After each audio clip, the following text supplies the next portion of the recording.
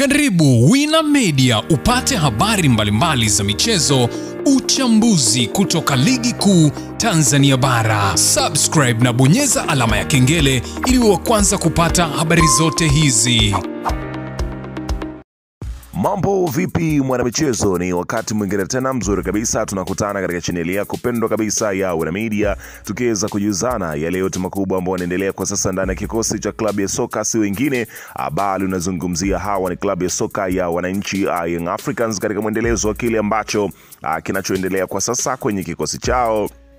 Mambo yanaonekana kwenda vizuri kwa upande wa kikosi cha klabu ya soka Young Africans, ukiweza kushuhudia wakiendeleza ubabe wao katika ligi kuu ya soka Tanzania bara baada ya kuweza kufanya vizuri katika michuano ya ligi ya mabingwa barani Afrika. Sasa Young Africans bado wanaendelea kuweza kuwasha moto katika ligi kuu, wakiendelea kuweza kuzikusanya alama za kutosha ili kuhakikisha kwamba wanakwenda kutetea ubingwa wao wa ligi kuu ya soka Tanzania bara, ambao wanataka kuweza kuhakikisha kwamba wanaupata kwa mara nyingine. Itakuwa ni mara ya 5 kama wakiweza kufanya hivyo. Sasa safari yao inaendelea, ambapo wanaelekea pale Mkwakwani Tanga, ambapo wanakwenda kuweza kuvaana dhidi ya wenyeji wao. Hapa nazungumzia Coastal Union Wanamangushi, ambapo wanakwenda kucheza mchezo huo wa ligi kuu ya soka Tanzania bara. Mimi nimekusogezea hapa majina ya wachezaji ambao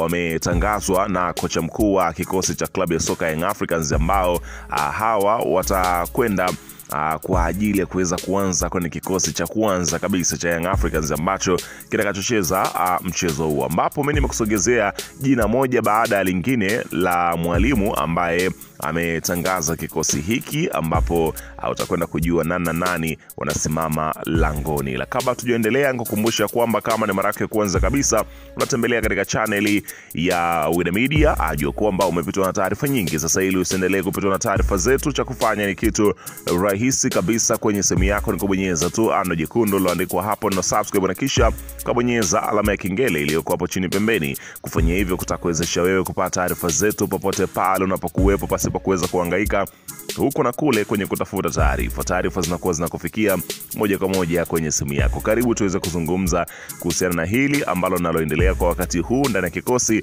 cha klabu ya soka si wengine. Unazungumzia hawa ni wananchi Young Africans katika mwendelezo wa kile ambacho kinachoendelea kwenye kikosi chao. Karibu.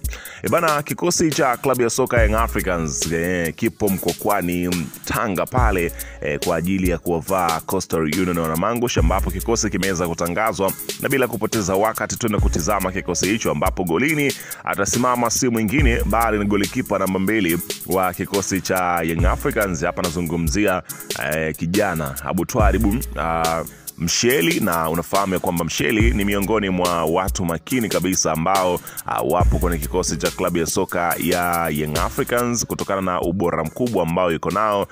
Mchezo uliopita dhidi ya Fountain Gate aliweza kuonyesha kiwango kizuri kabisa baada ya kuweza kuhimili dakika 90 kwa kuondoka na clean sheet bila nyavu zake kuweza kuguswa, jambo ambalo linamfanya aendelee kuweza kuaminika na kuonekana ni bora kwenye kikosi cha klabu ya soka Young Africans, na mwalimu ameamua kumpatia nafasi ya kuanza pia kwenye mchezo huo. Kumbuka kwamba golikipa namba 1 Djigui Diarra alikuwa nje baada ya kuweza kupata majeraha katika michuano ya ligi ya mabingwa barani Afrika. Kwa hiyo Abutwalibu Msheli anakwenda kuweza kuliziba pengo vile ipasavyo. Lakini katika upande wa beki namba 2 anasimama Israeli Patrick Mwenda. Nafahamu beki huyu ubora ambao aliyokuwa nao kwa wakati huu ni miongoni mwa mabeki ambao wanaonesha kazi nzuri ambao wanaifanya, na uwezo mkubwa kabisa. Ana uwezo wa kupandisha mashambulizi, ana uwezo wa kurudi katika nafasi yake, na ana uwezo wa kuweza kuipandisha timu na kusogeza mashambulizi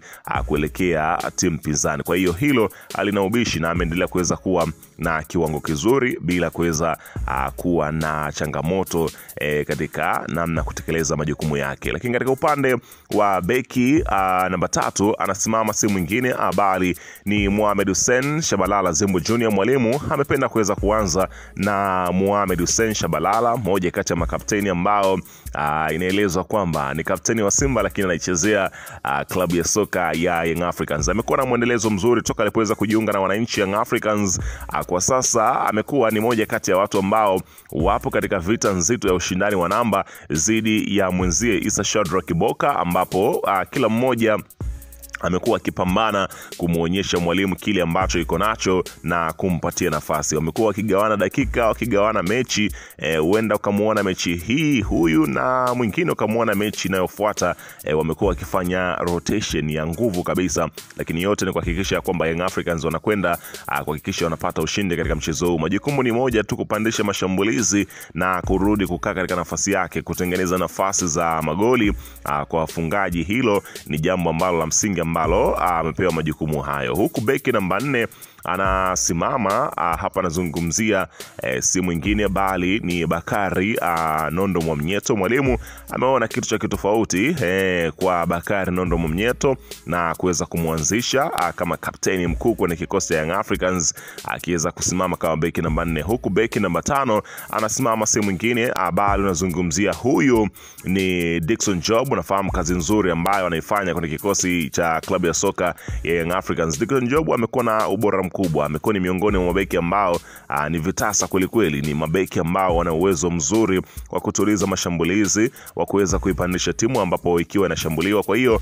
wanafanya kazi nzuri ambayo imetukuka kweli kweli, na kazi kubwa ni kuhakikisha kwamba wanapata ushindi katika mchezo huo mkubwa dhidi ya Coastal Union. Huku unazungumzia upande wa viungo, namba 6 anasimama Duke Abuya. Unafahamu shughuli yake miongoni mwa watu ambao mwalimu toka alipoweza kutua tuko na kikosi cha Yanga alisema ya kwamba ni moja kati ya wachezaji ambao ametokea kuwatizama na kuvutiwa nao, na sasa anasema kwamba ni miongoni mwa wachezaji bora ndani ya kikosi cha klabu ya soka Young Africans. Huku kiweza kushuhudia Duke Abuya akiendeleza ubabe wake. Mchezo uliopita alikuwa man of the match. Sasa sijui huu utakuwaje. Majukumu yake ni yale yale, kuhakikisha kwamba timu katika utulivu na inacheza soka safi. Huku namba 7 atasimama si mwingine bali ni Celestine Ekua. Unafahamu shughuli yake miongoni mwa watu ambao wameendelea kuweza kupatiwa nafasi, na kukumbusha kwamba hii ni Young Africans na sio timu ndogo ambayo ukifanya makosa mara kwa mara utakuwa ukitizamwa tu. Lakini huku katika kikosi cha Yanga mashabiki wanasubiri kuona kile ambacho unakwenda kukifanya. Kama ufanyi kwa usahihi, basi jua kwamba kelele tu zitakutoa kwenye mchezo. Kwa hiyo Celestine kuwa anakumbushwa majukumu yake na kupendelea kupewa nafasi kwenye kikosi hicho. Huku namba 8 anasimama si mwingine bali unazungumzia huyu ni hapa nazungumzia Maxim Pia Nzingeli. Mwalimu amemwanzisha leo akicheza kama namba 8 nyuma ya mshambuliaji ya washambuliaji, akiweza kusogeza mashambulizi zaidi na kukaba pale na kuweza kuvuruga mipango ya wapinzani. Huku unazungumzia namba 9 anaanza Prince Mpumelelo Dube, akiendelea kuweza kuzitafuta nyavu za wapinzani. Mchezo uliopita aliweza kuandika bao kwa mkwaju wa penati. Itakuwaje katika mchezo huu? Ila namba 10 anasimama Madu Dombia, ubora mkubwa kabisa, AI ya bongo ambayo inapatikana katika kikosi cha klabu ya soka Young Africans. Basi bila shaka utakwenda kushuhudia hilo likiweza kufanyika. Huku namba 11 anasimama si mwingine ambao anazungumzia Pacome Pedro Zouzoua, miongoni mwa nyota wakubwa ambao wanapatikana kwenye kikosi cha Yanga, ambao kwa sasa wanahakikisha kwamba wanamlinda kwa wivu mkubwa kabisa, ili wasije watu wakampita naye kutokana na ubora ambao yuko nao. Hapa nazungumzia mwamba huyu. Bana, weka maoni yako hapo chini katika upande wa comment kuhusiana na